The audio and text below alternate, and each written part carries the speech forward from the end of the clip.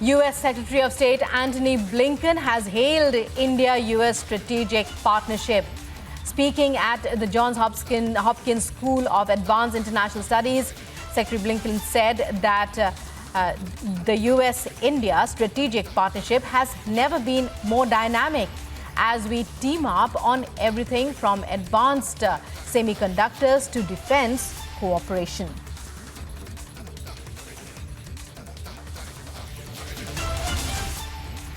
U.S. Secretary of State, warm words from the U.S. Secretary of State. He was speaking at the Johns Hopkins School of Advanced International Studies. And it is a matter that has been noted for some time that India-U.S. ties are better than ever before. Now this comment only strengthens and reiterates that contention. The U.S. Secretary of State hailing India-U.S. strategic partnership. He was speaking at the Johns Hopkins School of Advanced International Studies. This coming after that big G20 summit in India, where the joint declaration was signed with all the countries, with a consensus having been arrived at. A rare occasion, considering that it has been said that it's a deeply polarized world, yet all the countries of the G20 coming together under India's presidency to sign the joint declaration. U.S. Secretary of State now Antony Blinken saying that the India-U.S. strategic partnership is at its best. It has never been more dynamic, he says, as India and the United States team up on everything from advanced semiconductors to defense cooperation. Let's listen into his exact words.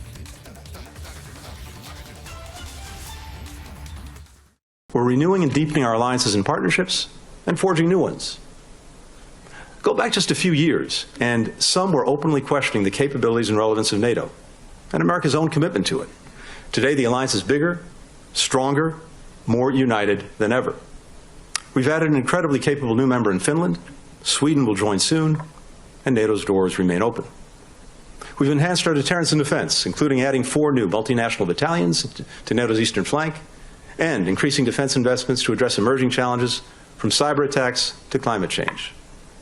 We're transforming the G7 into the steering committee for the world's most advanced democracies, combining our political and economic muscle to not only address the issues affecting our people, but also to offer countries outside the G7 better ways to deliver for their people.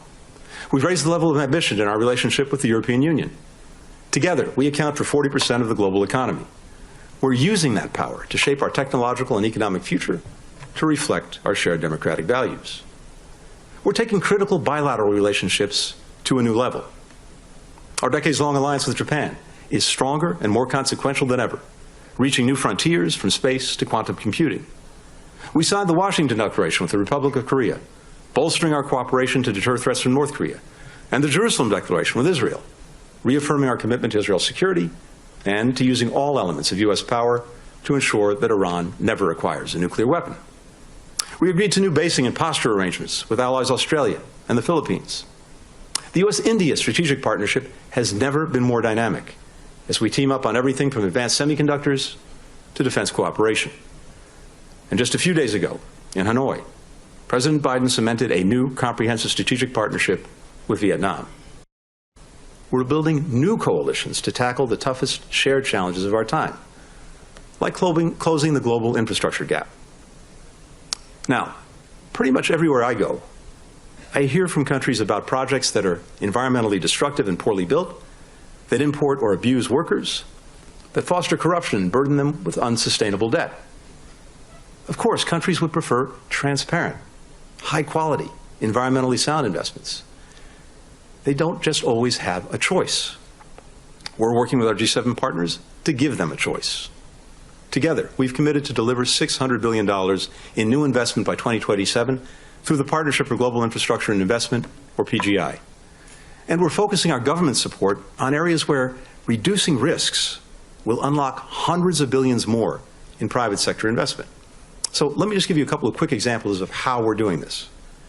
We're making a series of transformative investments in the Libido Corridor. That's a band of development connecting Africa from Angola's port of Libido across the DRC to Zambia, with a new port, new rail lines and roads, new green power projects, new high-speed internet. The project will deliver 500 megawatts of power, enough to provide electricity for more than 2 million people, cut around 900,000 tons of carbon emissions every year, create thousands of jobs for Africans, thousands more for Americans, and bring critical minerals like copper and cobalt to global markets. And just this past week, at the G20, President Biden and Indian Prime Minister Modi announced another ambitious transportation, energy, and technology corridor that will connect the ports of Asia, the Middle East, and Europe. Saudi Arabia, the United Arab Emirates, France, Germany, Italy, the EU will team up with the U.S. and India to turbocharge clean energy production, digital connectivity, and strengthen critical supply chains across the region. These and other efforts to build infrastructure in developing countries are ultimately investments in our own future, creating more stable, prosperous partners for the United States, more markets for American workers, businesses, and investors, and a more sustainable planet for our children, making a stronger offer for our partners. Time for a